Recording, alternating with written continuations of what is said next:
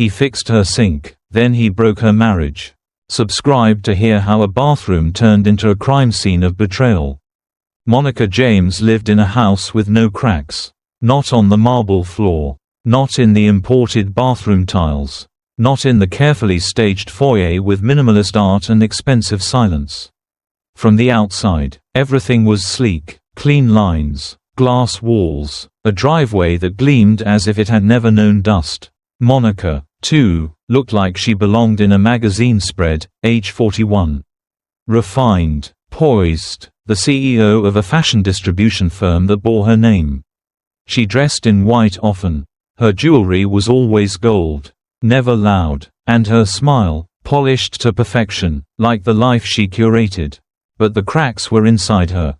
They didn't form suddenly, they grew slowly, like rot behind wallpaper. Darren, her husband, had once been her gravity, strong, focused, brilliant. He was the CFO of a major investment firm. They had met at a gala 10 years ago, married 6 months later, and from the outside, continued to be Atlanta's golden couple. But time had turned Darren into a ghost of efficiency. He moved through their home like a shadow, always with a laptop in hand, Bluetooth in ear, offering pecks on the cheek and dinner reservations scheduled weeks in advance.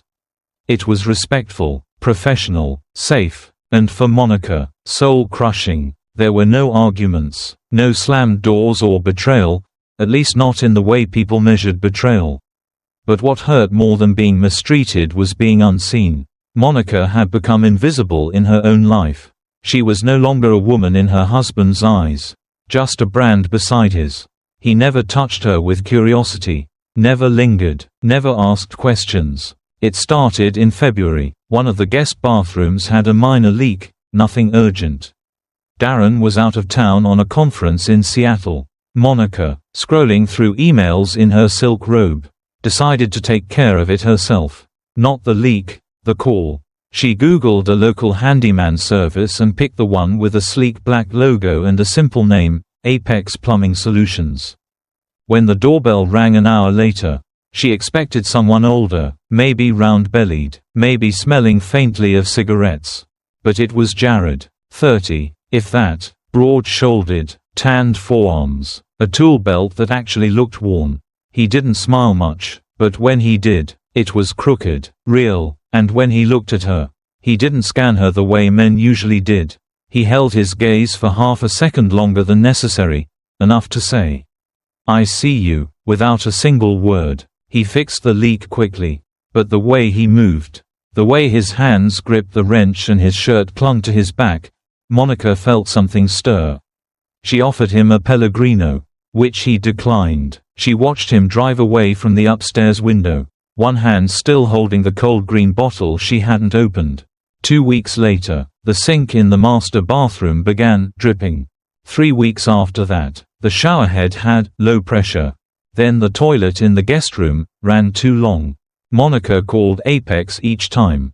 Jared came every time. Darren never asked questions. He never even noticed. He assumed she was managing the house, the way she always did, quietly, efficiently, without causing friction in his schedule. Monica paid every invoice from her personal account. She made sure the service times never overlapped with Darren's presence. And always in the morning. Always when the light hit the bathroom tiles just right. By April, she had stopped making up plumbing problems.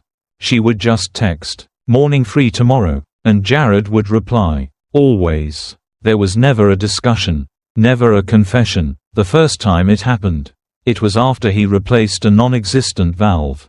She offered him tea. He said yes. She led him to the bathroom.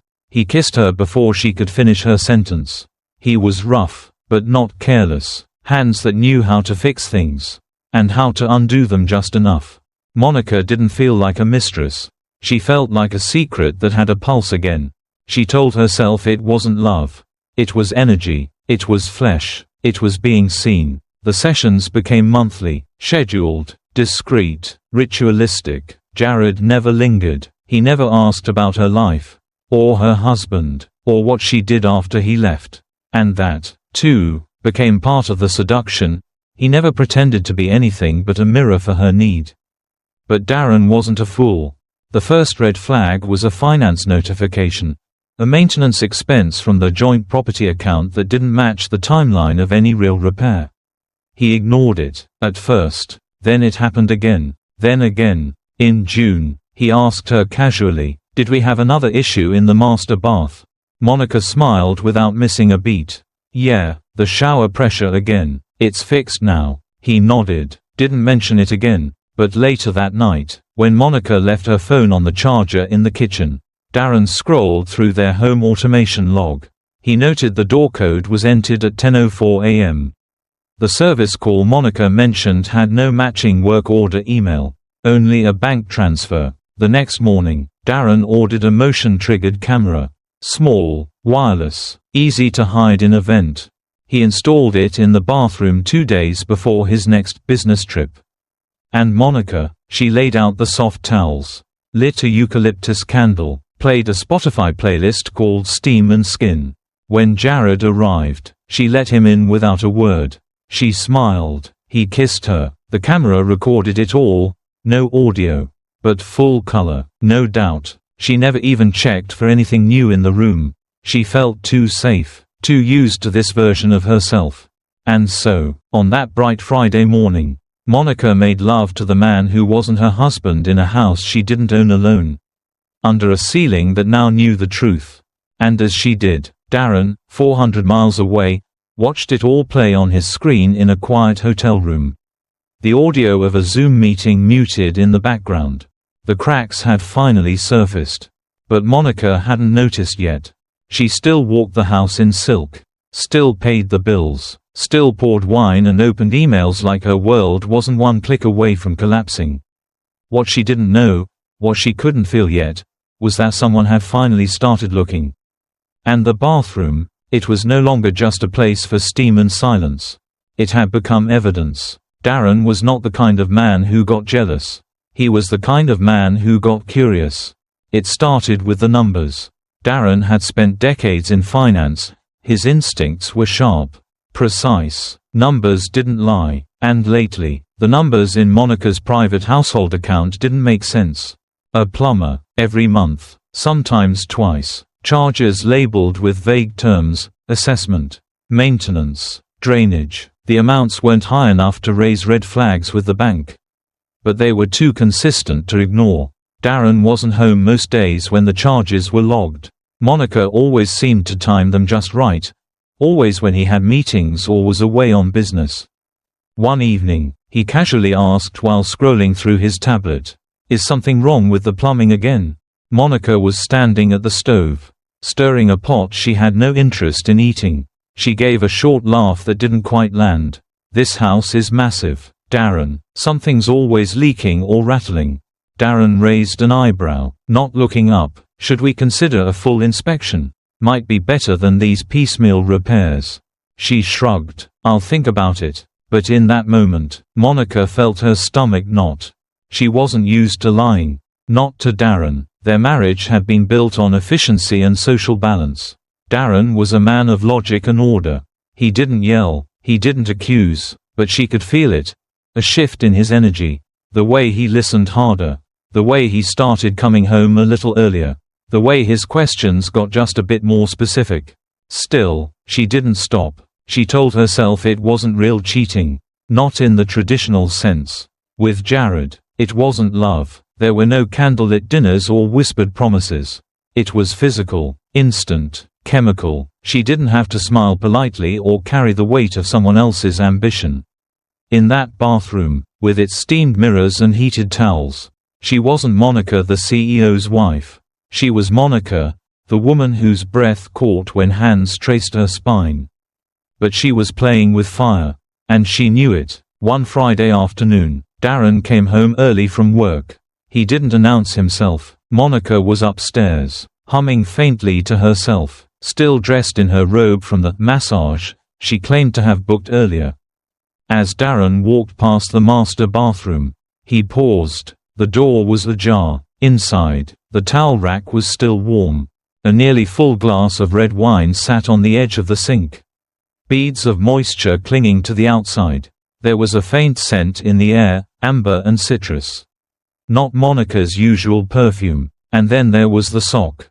A single black men's sock, tucked halfway under the vanity cabinet. Darren bent down slowly, picked it up, and stared at it. It wasn't his. Monica never missed laundry. She was meticulous, almost obsessively so. Every item had a place. Every place had a label. There was no way this was accidental. He didn't say anything that night. At dinner, he asked how her day was. She lied easily. Practice made perfect. Her smile was sharp and calculated, the kind she wore for clients and country club wives. But her hands trembled slightly when she cut into her chicken. Darren noticed. Later that night, she slipped into bed beside him and closed her eyes, willing sleep to come, but it didn't. Her mind played the scene from earlier, Jared's lips on her neck. The way his fingers left marks that hadn't fully faded. The way she felt something dark twist inside her when she heard Darren's car pull into the driveway. And she hadn't quite gotten the room back to normal. She had crossed a line long ago. But now, she was dangerously close to the edge of something bigger. Something that could explode and leave no survivors. But the worst part, she wasn't sure she wanted to stop. The thrill was addictive. The fear made everything feel real again. She wasn't just surviving, she was alive. Every lie sharpened her senses. Every glance from Darren was a new challenge to outsmart.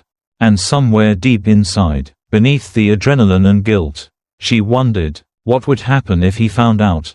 Would he leave? Would he fight? Would he care? That question haunted her more than any threat of exposure. Because sometimes the worst betrayal wasn't cheating. It was realizing the person you hurt might not even care enough to punish you.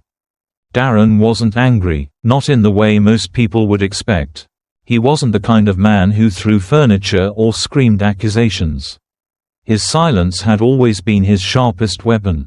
In college debates, in boardroom negotiations, in marriage, silence gave space. And in space, people exposed themselves. He began his counterattack the same way he handled a hostile merger, methodically, privately, and without emotion. The first step was simple. A micro camera, no larger than a thumbtack, embedded in the vent of the master bathroom. He installed it early one morning, claiming he had a call and locking the door behind him. Monica didn't notice. She never asked why he needed an hour in the bathroom with a toolbox. The second step was the GPS tracker. He placed it in the trunk lining of her SUV, beneath the panel where she kept her spare yoga mats. It would ping every time the car moved. Every stop, every pattern. The app linked to his tablet, set to silent, discreetly tucked into his leather briefcase. Then came the records. Monica's bank statements were easy enough to access. Years of shared passwords and paperless bills made secrecy a non-factor. He cross-referenced repair receipts, driveway camera logs, and Monica's digital calendar. Patterns emerged with astonishing clarity. Wednesdays, midday, always around noon, always after Darren had scheduled meetings.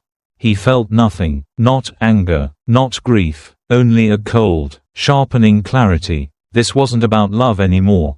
That had evaporated years ago, somewhere between board meetings and charity galas. But betrayal was a language Darren understood. So he waited. And then came the day.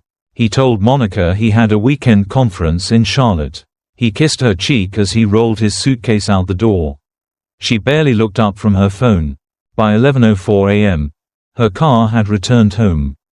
At 11:36 a.m., Jared arrived. The camera at the gate caught his truck. Darren took note of the time. At 12:07 p.m., the bathroom camera activated, motion detected. The footage was not ambiguous. Monica was already in her robe, lit by the soft glow of scented candles. Jared entered wearing his utility belt but dropped it within 30 seconds. There were no words exchanged, no repairs made, just the sound of her laugh, the one Darren hadn't heard in years. And then the water started running. Darren watched the screen without blinking. He didn't fast forward, he didn't pause, he watched it all, every touch, every moan, every angle. When it ended, he closed the app, calmly uploaded the file to a private drive, and called his attorney. He said 5 words. "I'm ready. Send the papers." The lawyer didn't ask questions. Darren didn't offer any. The following week was the most difficult performance of his life. He came home as usual, slept beside her, ate her food, said, "Good morning," and, "Good night." And every minute, he was watching her. He began to notice the small things. How she hummed when she texted. How she flinched slightly when he walked into the room unexpectedly. How she avoided eye contact when he mentioned their upcoming anniversary. He didn't mention the footage. Not yet. He needed Monica to stay exactly where she was, unaware, unthreatened, unprepared. At night, Darren would lie awake, staring at the ceiling, not out of heartbreak, but calculation. This wasn't about revenge. This was about preservation, reputation, legacy, clean exit. He wanted no scenes, no screaming, just the truth, served cold and undeniable. Monica, on the other hand, was floating. Her affair had become a ritual. Each encounter with Jared felt like a small rebellion, a theft of time, a slice of life that belonged solely to her. It wasn't about Jared anymore. It was about the way he made her feel, desired. Unpredictable, unscripted. She had no idea Darren knew, and that ignorance made her bolder. She started texting Jared during dinner, sneaking glances at her phone while Darren spoke about quarterly projections. She stopped erasing messages, started saving photos, started writing down fantasies in the Notes app of her phone. She believed she was untouchable. Until one night, Darren came home with a bottle of wine. "A rare move. To us," he said, "for weathering another year." He poured her a glass, and she clinked it without hesitation.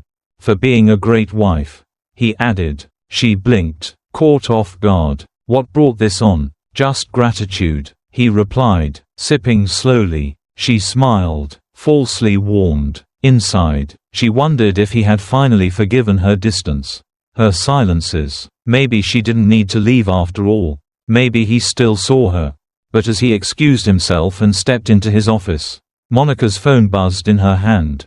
"Jared, can't stop thinking about today. Bathroom was insane. Same time next week." She stared at the message, thumb hovering over the screen, then deleted it. But it was too late. The man down the hall already had everything he needed. And the countdown had begun.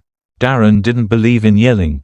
That wasn't his style. He believed in spreadsheets, timelines, logic, and the simple truth that silence often spoke louder than accusations. When he discovered the truth, he didn't rage. He watched, he listened, and he waited. That Monday morning, Monica came down to the kitchen expecting the usual, a clean marble counter, the aroma of ground coffee, the rustle of the Wall Street Journal. Instead, there was only Darren sitting at the breakfast table. No coffee, no toast, just his laptop, already opened, the screen glowing with quiet intensity. She hesitated in the doorway. "You're up early," she said lightly, trying to sound casual. Her robe was silk, her hair still slightly damp from a shower. Darren gestured to the chair across from him. "Sit." Something in his voice made her obey. No smile, no kiss, no warmth. She sat. He didn't say a word. He clicked play. The screen showed the guest bathroom. Dim light, steam clinging to the mirror. And then, her, Monica, laughing, slipping out of her dress like it was nothing. Jared followed behind her, shirtless, hands on her waist, his mouth on her shoulder. Her moan. Monica didn't speak. She didn't cry. She stared at the screen, as if watching a movie she didn't audition for but somehow starred in. She didn't even look at Darren. Her heart pounded, but her face remained neutral, locked in some frozen expression between horror and shame. The video looped. Darren didn't flinch. He hadn't looked at the screen once. "I trusted the silence between us," he said finally. "Now I know what it was hiding." He reached into a leather folder and slid a set of papers across the table. Clean, crisp, already signed on his side. Divorce papers. Monica's name waited blank at the bottom. Her lips parted, not in protest, but as if her mouth had suddenly remembered how to breathe. "Darren," she whispered. "I didn't mean." "Don't," he said, soft, sharp, final. Her throat tightened. She blinked, once, twice, but the tears refused to come. There was something worse than crying, knowing you didn't deserve to. The silence between them was now different. Not the familiar emptiness of a distant marriage, but the raw, echoing void that followed betrayal. There was nothing left to say. The evidence had spoken for her. She reached for the folder, not to argue, not to fight, but because she knew this wasn't a warning. It was a verdict. Darren stood slowly, no fury, no curses, just the weight of disappointment hanging off his shoulders like a wet coat. "You'll keep the house," he said. "You'll get what you need. I just want peace." She looked up, her voice cracked. Was it ever real? He paused at the doorway. "Didn't turn. It could have been," he said, "but not like this." He left. She was alone now, with the screen still flickering, replaying a scene that used to make her feel alive, and now only made her feel exposed. In the faint reflection, she could see herself, not as the woman in the video, but as the one who watched it happen. Powerless, hollow, irreversibly changed. She signed her name, and the ink bled. 3 weeks after the divorce, Monica no longer wore silk. The satin robes, the curated heels, the walls filled with fashion sketches, all of it was gone. Either packed away in boxes Darren didn't want, or sold quietly through private listings. The mansion in Buckhead was too big for her now. Too silent, too clean. The house had been awarded to her in the settlement, but she couldn't bear to live in it. Not after it became a museum of every touch, every lie, every echo of herself that she could no longer recognize. She rented a small apartment above a florist in Decatur. 1 bedroom, bare walls, the kind of place where the plumbing actually did groan. Her neighbors didn't recognize her, and that suited her fine. Online, however, she was infamous. A leaked clip of the confrontation, not the footage, but the audio from Darren's confrontation, had found its way onto a legal podcast. Then spread like wildfire. Rumors fed the algorithm. Hashtags followed. Hashtag bathroom betrayal. Hashtag Atlanta affair. Hashtag plumber mistress. Hashtag Monica exposed. Somebody had even turned her voice into a meme. Don't, just, don't. Auto-tuned, mocked, shared. She stopped checking her phone after the 3rd death threat. Monica had always built her life around performance. As a brand, as a wife, as a woman meant to be admired. Now, without the script, she was reduced to silence, not the kind between her and Darren, but the kind that remained after your name stopped ringing in other people's mouths. There were days when she still waited for Jared to call. He never did. The last she heard, he had left town, vanished the same way he'd entered her life, unexpected, powerful, and without obligation. She didn't blame him, not entirely. In the afternoons, she sat by her apartment window and watched the rain hit the awning below. It had been raining more lately. Funny how things leaked at the worst moments. Sometimes, when it was late, and the traffic outside slowed to a hush, she played the security audio Darren had sent her, as if to remind herself it had actually happened. Not because she missed Jared, not because she wished things had gone differently, but because, in that recording, she still sounded alive. There was laughter, a moan, that breathy version of herself that felt untouchable. She didn't recognize that woman anymore. On the counter beside her sat the only thing she hadn't thrown out, her wedding ring.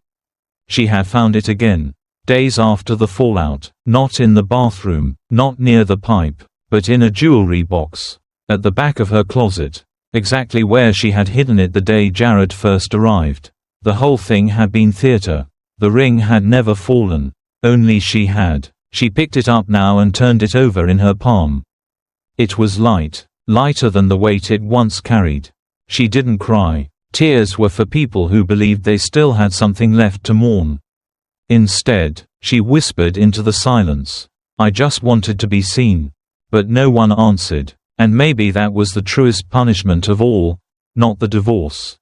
Not the internet shame, not the exile from her former life, but the mirror, the one that no longer offered forgiveness. Just reflection, just a woman who had set fire to her own comfort just to feel the heat, and then couldn't bear the burn. Monica didn't touch the ring again. She let it sit there, untouched like she had once been. The faucet in her new apartment dripped sometimes. A slow, steady sound, a reminder of what she broke, and what never quite stopped leaking. She cheated, she lied, and when the water stopped running, all that was left was the sound of everything she lost. But not all affairs end in silence. Some begin with a tip tucked into lace, and spiral into something far more dangerous. Next time, you'll meet Lena from New Orleans. She thought it was just a flirtation. But when her obsession turned into surveillance, one woman's affair became another woman's nightmare. Subscribe now, before the hidden cameras reveal what he never saw coming.